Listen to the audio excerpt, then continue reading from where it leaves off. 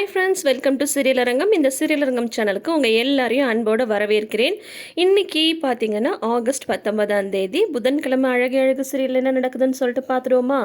ரேவதி வீட்டுக்கு கிளம்பி போயிடுறாங்க. ஆனால் அதுக்கப்புறமும் பாக்யராஜுக்கு மனசே ஆறவே இல்லை. அப்போ பார்த்தா வெளியில் உட்காந்து பேசிகிட்டு இருக்காங்க. மலர், மதி, பாக்யராஜ், அதுக்கப்புறம் பார்த்தா சுரேஷ்.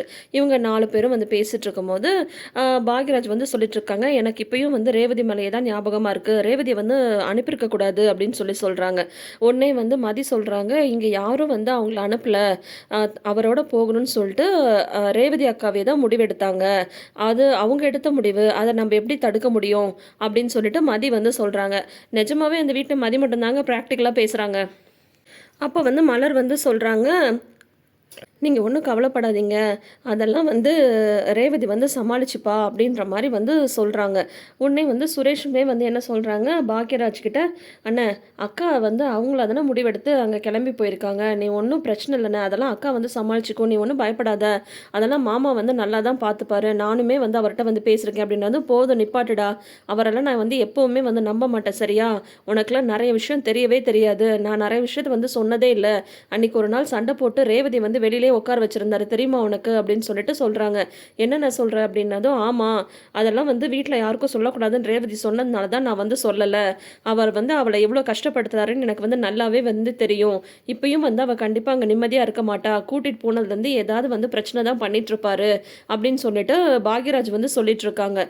அதுக்கப்புறம் இருந்தாலும் ரேவதியை எதுக்கு அடிச்சாருன்ற காரணம் தான் எனக்கு இன்னும் புரியவே இல்லை, நான் எவ்வளோ தூரம் கேட்டோம் அவன் சொல்லவே இல்லை அப்படின்னு சொல்லிட்டு பாக்யராஜ் சொல்கிறாங்க.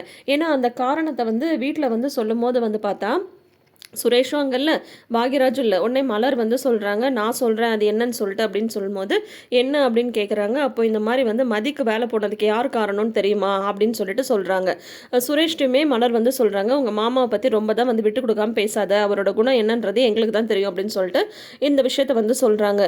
யார் அப்படின்னதும், வேற யார், உங்கள் மாமா தான், சரியா, அவர் தான் காலேஜ் கரஸ்பாண்டண்ட்டை பேசி மதியோட வேலையை கெடுத்து விட்டது அப்படின்னு சொல்கிறாங்க. நிஜமாவா, மாமாவா, அவர் அந்த மாதிரிலாம் செஞ்சுருக்க மாட்டார் அப்படின்னு சொல்லிட்டு சுரேஷ் சொல்கிறாங்க. பின்ன அவர் செய்யாம தான் நாங்கள் சொல்கிறோமா, இந்த விஷயத்த மதிக்கிட்ட சொன்னதே ரேவதி தான் தெரியுமா, இதே உங்கள் மாமா தான் அவங்க அம்மாட்ட இந்த விஷயத்த சொல்லிட்டு இருந்தாரா, அதை கேட்டு தான் ரேவதி கால் பண்ணி மதிக்கிட்ட சொன்னா, அப்புறம் மதி போய் அங்கே போய் கேட்டு வந்தா, இந்த மாதிரி பண்ணீங்களான்னு சொல்லிட்டு கேட்டு வந்தா, அதனால் ரேவதியை பிடிச்சி அவர் சண்டை போட்டிருக்காரு, அதனால தான் ரேவதியுமே அவர் அடித்தார், தப்பு பண்ணதெல்லாம் உங்கள் மாமா, ஆனால் பார்த்தா என்னமோ அவர் ரொம்ப நல்லவர் மாதிரி நீ அவருக்கு சப்போர்ட் பண்ணிட்டு இருக்காதா, புரியுதா, அவர் சொல்கிறதெல்லாம் நீ அப்படியே நம்பிட்டு இருக்காத அப்படின்னு சொல்லிட்டு சொல்கிறாங்க மலர். உடனே சுரேஷ்க்கு ரொம்ப கஷ்டமாக போயிடுது. நிஜமாவா அப்படின்னு சொல்லிட்டு, ஏன் இந்த விஷயம் உனக்கு முதலே தெரியுமா அப்படிங்கும்போது, ரேவதி அக்கா சொல்லி தான் எனக்கே தெரியும் அப்படின்ற மாதிரி மதி சொல்கிறாங்க. மாமா ஏன் இப்படி பண்ணாருன்னு தெரியலையே, எதுக்கு அவளோட வேலை விஷயத்துலலாம் தலையிட்டார் அப்படின்ற மாதிரி சுரேஷ்க்கு தோணுது. இப்போயாவது தெரியுதாடா அவர் எவ்வளோ பெரிய ஃப்ராடுன்னு சொல்லிட்டு, ஏன் இந்த விஷயத்த நீங்கள் என்கிட்ட சொல்லவே இல்லை, நீங்கள் முதலே சொல்லியிருந்தா அதுக்கும் கேட்டு நான் சேர்த்து பேசியிருப்பேன்ல அப்படின்னு சொல்லிட்டு பாக்யராஜ் சொல்கிறாங்க. இல்லை வேண்டாம், ஏற்கனவே எங்கள் வீட்டில் பிரச்சனையாக இருக்கும்போது இந்த விஷயத்தையும் சொல்ல வேணான்னு சொல்லிட்டு தான் நாங்கள் உங்ககிட்ட சொல்லலை அப்படின்னு சொல்லிட்டு மலர் சொல்லிட்டு இருக்காங்க. அதுக்கப்புறம் சுரேஷ் பாக்யராஜ்கிட்ட சொல்கிறாரு, நான் தான் முதல்லே சொன்னேன் இல்லைன்னா, நான் தினமும் போய் அக்காவை பார்த்துட்டு வரேன்னு சொல்லிட்டு, அதனால நீ ஒன்றும் கவலைப்படாத, நான் டெய்லி போய் அக்கா பார்க்குறேன் அப்படின்னு சொல்லிட்டு சுரேஷ் சொல்கிறாரு. அப்புறம் மதியும் சுரேஷும் ரூமில் இருக்காங்க. மதிக்கிட்ட இந்த விஷயமா ஒரு கிளாரிட்டி கொடுக்கணும் அப்படின்னு சொல்லிட்டு சுரேஷ் நினைக்கிறாரு. நீ ஏன் இந்த விஷயத்த முதல்ல என்கிட்ட சொல்லலை அப்படின்னு சொல்லி கேட்குறாங்க. எதை பற்றி அப்படிங்கும்போது, இல்லை இந்த மாதிரி மாமா தான் உன்னோட வேலை போகிறதுக்கு காரணம் அப்படின்னு சொல்லிட்டு அப்படின்னு கேட்கும்போது, ஏன் உங்களுக்கு தெரியாதா அப்படிங்கும்போது, இல்லை எனக்கு தெரியாது அப்படின்னதும், நிஜமாக உங்களுக்கு தெரியாதான்றாங்க. இல்லை நிஜமாவே எனக்கு தெரியாது, நீ என்கிட்ட சொல்லியிருக்கலாம்ல அப்படின்னு சொல்கிறாங்க. சரி சொல்லியிருந்தா நீங்கள் என்ன பண்ணியிருப்பீங்க அப்படின்னு சொல்லிட்டு கேட்குறாங்க மதி. நீங்கள் போய் உங்கள் மாமாட்ட சண்டை போட்டிருப்பீங்களா அப்படின்னு சொல்லும்போது, டைரெக்டாலாம் அவர்கிட்ட என்னால் போய் சண்டை போட முடியாது, சொல்லப்போனால் அவர் எனக்கு நிறைய விஷயம் பண்ணியிருக்காரு, ஏன் இப்போ நான் எஸ்ஐயாக இருக்கிறது கூட அவர் தான் காரணம், ஆனால் இந்த மாதிரி பண்ணிங்களா மாமான்ற மாதிரியாவது நான் கேட்டிருப்பேன் அப்படின்னு சொல்கிறாங்க. நீங்கள் இந்த பதில் தான் சொல்லுவீங்கன்றதே எனக்கு நல்லாவே தெரியும், உங்களால் எதுவுமே நேரடியாக அவர்கிட்ட பேச முடியாதுன்ற விஷயமும் எனக்கு தெரியும், அதுக்காக தான் நானே போய் கேட்டேன் ஏன் இப்படி பண்ணீங்கன்னு சொல்லிட்டு, நான் என்ன கெஸ் பண்ணணும் அதே பதில தான் இப்போ நீங்கள் சொல்கிறீங்க அப்படின்னு மதி சொல்கிறாங்க. சொல்லப்போனால் மதி சுரேஷை நல்லாவே புரிஞ்சு வச்சிட்ருக்காங்க. சுரேஷ் தான் இன்னும் மதியை புரிஞ்சிக்க ஆரம்பிக்கல.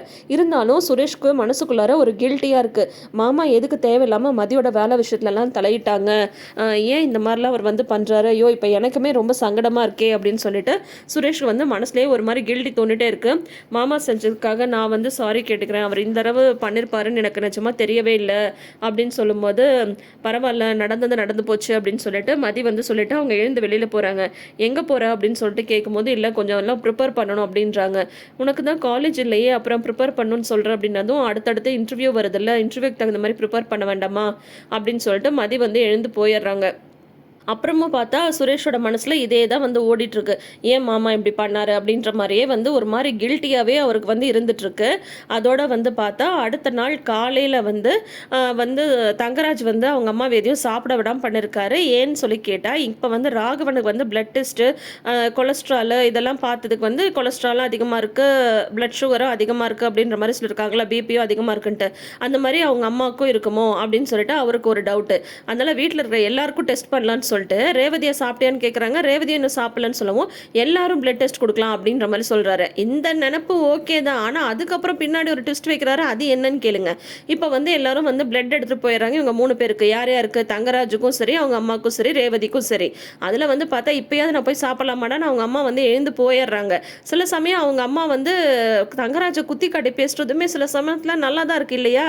நேற்று கூட கேட்டிருப்பாங்க, யார் காலடா போய் விழுந்து இவளை கூட்டிகிட்டு வந்தேன் அப்படின்னு சொல்லிட்டு நல்லாவே அப்பப்போ நோஸ் கட் கொடுப்பாங்க.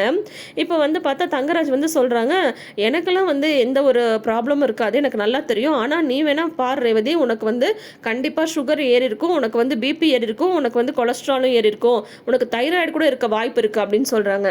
ஏங்க இப்படிலாம் சொல்லி பயப்படுத்துறீங்க, அதெல்லாம் எனக்கு ஒன்றும் இருக்காது அப்படின்னு சொல்லும்போது, இல்லை இல்லை எனக்கு என்னமோ அப்படி தான் தோணுது, நீ வேணா பாரு, உனக்கு கண்டிப்பாக தைராய்டு இருக்கும், உனக்கு கண்டிப்பாக வந்து சுகர் இருக்கும் அப்படின்றாங்க. உடனே சும்மா இருங்க நீங்கள், அதெல்லாம் ஒன்றும் சொல்லாதீங்கன்னு சொல்லிட்டு ரேவதி வந்து எழுந்து போயிடுறாங்க. எவ்வளோ ஒரு நல்ல எண்ணம் பார்த்தீங்களா. அவருக்கெல்லாம் எதுவும் இருக்காதான், சுகரு பிபி அதெல்லாம் எதுவும் இருக்காதான். ஆனால் ரேவதிக்கு வந்து கண்டிப்பாக இருக்கும் அப்படின்ற மாதிரி சொல்கிறாரு. இவர் எது அக்கறையில் செய்கிறாரு, எது வந்து இந்த மாதிரி வந்து குத்தி காட்டுறதுக்கு செய்கிறாருன்னே வந்து கண்டுபிடிக்க முடியாதுங்க. அப்படி ஒரு அரக்கிற்கான கேரக்டர் தான் தங்கராஜ் கேரக்டர். என்ன சொல்கிறீங்க, நான் சொல்கிறது கரெக்டு தானே. தங்கராஜ் வந்து ஒரு அரக்கிற்கு தானே. இப்போ வந்து பார்த்தா அடுத்தது இங்கே வீட்டில் வந்து மதியும் மலரும் பேசிகிட்டு இருக்காங்க. ரேவதி என்னை ஏதாவது கால் பண்ணாங்களா அப்படின்னு சொல்லிட்டு மதி வந்து கேட்குறாங்க. இல்லை நானுமே ஃபோன் பண்ணலான்னு நினச்சேன், ஆனால் தங்கராஜன் இருப்பாருன்னு சொல்லிட்டு தான் ஃபோன் பண்ணலை, அங்கே அவன் என்ன பண்ணிட்டு இருக்கா தெரியல அப்படின்னு சொல்லிட்டு உடனே இவங்க வந்து கால் பண்ணுறாங்க. சரி எதுக்கும் கால் பண்ணி பார்ப்போம் அப்படின்னு சொல்லி நினச்சிட்டு இருக்கும்போது ரேவதி வந்து கால் பண்ணுறாங்க. இப்போ தான் வந்து நினச்சோம் உனக்கு கால் பண்ணலான்னு சொல்லிட்டு, நீ அங்கே நல்லா இருக்கியா ரேவதி, ஒன்றும் பிரச்சனை இல்லையா அப்படின்னதும், எனக்கு ஒன்றும் பிரச்சனை இல்லை, நீங்களாம் புலம்பிட்டு இருப்பீங்கன்னு தான் நானே வந்து கால் பண்ணேன். ஆக்சுவலாக நேற்று வந்து நான் எங்கள் வீட்டுக்கு வந்ததுமே எங்கள் மாமியார் கூட கேட்டாங்க, எப்படியோ வந்து அம்மா வீட்டிலேருந்து ஒன்று என்ன துரத்தி விட்டாங்களா அனுப்பிச்சிட்டாங்களா அப்படின்னு வந்து எங்கள் மாமியார் சொல்லும்போது கூட அவர் வந்து அவளை எதுவும் சொல்லாத அப்படின்ற மாதிரி எனக்கு சப்போர்ட்டாக பேசினார் ஃபஸ்ட் டைம் அப்படின்றாங்க. நிஜமாவா, தங்கராஜனே உனக்கு சப்போர்ட்டாக பேசினார் அப்படின்னதும், ஆமாம் என்னை வந்து ரெஸ்ட் எல்லாம் எடுக்க சொல்லி சொன்னார். எனக்கே ஆச்சரியமாக தான் இருந்தது, இதெல்லாம் நம்புறதா வேண்டாமான்ற மாதிரி தான் எனக்கே வந்திருந்தது. அந்த மாதிரி தான் நேற்று வந்து அக்கறையாக என்கிட்ட வந்து பேசினார். அதனால நான் வந்து இங்கே நல்லா தான் இருக்கேன், நீங்கள் என்னை பற்றிலாம் ஒன்றும் கவலைப்படாதீங்க அப்படின்ற மாதிரி வந்து ரேவதி வந்து சொல்லிடுறாங்க. அதுக்கப்புறம் மதி வந்து குளிச்சுட்டு எல்லாம் ரெடியாக வந்திருக்காங்களா. உடனே மலர் வந்து கேட்குறாங்க, எங்கேயாவது வெளியில் போறியா மதி அப்படின்னதும், ஒரு இன்டர்வியூ இருக்குது நான் உங்ககிட்ட சொல்லலையே அப்படின்றாங்க. இல்லையே அப்படின்னு சொல்லும்போது, ஆமாம் நேற்று வீட்டிலேயே ஏகப்பட்ட பிரச்சனை நடந்துட்டு இருந்தது, அதில் எனக்கு இதை உங்ககிட்ட சொல்லவே மறந்து போச்சு, எனக்கு இன்டர்வியூ இருக்குது நான் போயிட்டு வந்துடுறேன் அப்படின்ற மாதிரி வந்து சொல்கிறாங்க. அதோட வந்து பார்த்தா இன்றைக்கி ஒரு ப்ரமோ ரிலீஸ் பண்ணியிருக்காங்க. இந்த மாதிரி இவங்க இன்டர்வியூ கிளம்பிட்டு இருக்காங்களே, அப்போ சுரேஷ் வந்து வராரு. எங்கேயாவது வெளியில் போறியா அப்படின்னதும், ஆமாம் இன்டர்வியூ இருக்குது கிளம்புறேன் அப்படின்னதும், அப்போ வா நானே உன்னை கொண்டு போய் ட்ராப் பண்ணுறேன் அப்படின்னு சொல்லி சொல்கிறாங்க. நிஜமாவா அப்படின்னதும், ஆமாம் அப்படின்னு சொல்கிறாங்க.